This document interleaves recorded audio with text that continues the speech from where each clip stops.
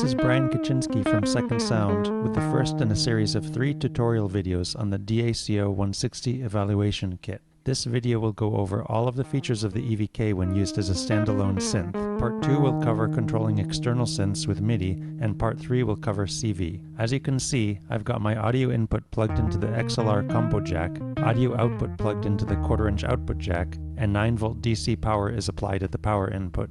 I've also got a patch cable connecting line out to aux in so that the aux mix knob functions like a wet-dry mix control. This is very helpful for tuning the pitch shifter. On the left-hand side of the PCB starting from the top, we have a preamp with 0 to 50 dB gain, which amplifies the audio input, and a 4 LED input level meter, followed by a high-pass filter with 3 selectable frequencies, 160 Hz, 80 Hz, and off, or 16 Hz. And then a low-pass filter that can be set to 300 Hz, 1.2 kHz, or 5 kHz. I set these filters as wide open as possible for this tutorial, and you can set them the same way in 90% of situations. Next we have the gate threshold. This, together with the preamp gain, is key to optimizing the frequency detection performance for a given instrument. First, adjust the preamp gain until the 3 green level meter LEDs come on at the peaks. It's also okay if the red LED just barely lights up at these peaks. Next, you will see as I adjust the gate threshold knob, I can tune the level at which the frequency starts tracking.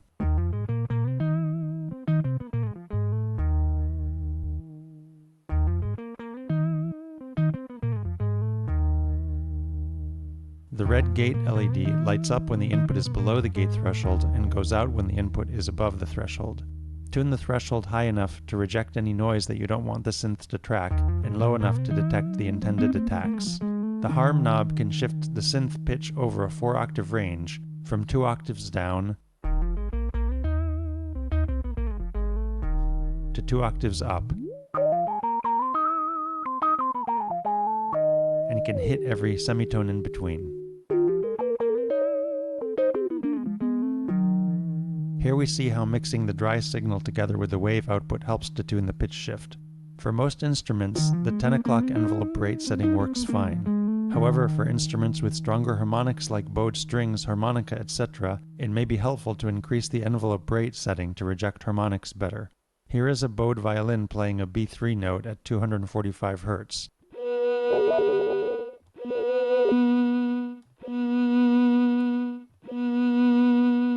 As you can see here, if the synth is tracking to harmonics of the input, increasing the envelope rate setting usually fixes these tracking errors.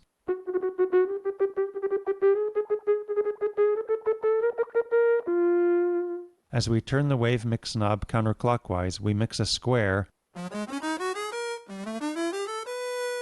or sawtooth wave together with the sine. The wave type is set with a wave switch. These waves are filtered by a low-pass VCF with a quality factor of 2.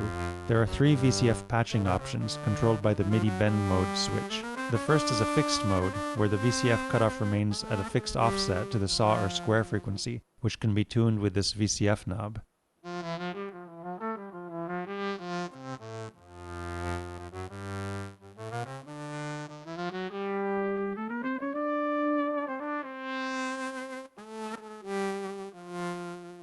The second is an envelope modulation mode with 2:1 compression on the envelope.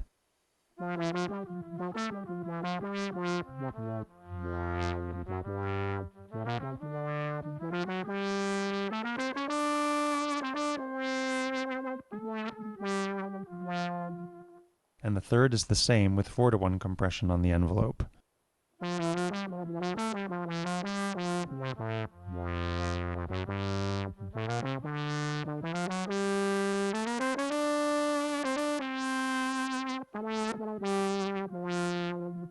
Finally, the EVK has a sustain feature activated by this momentary sustain switch.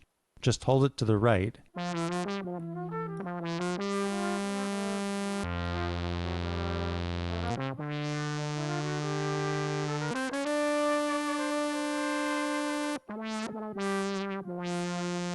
and the wave outputs are sustained at their current value.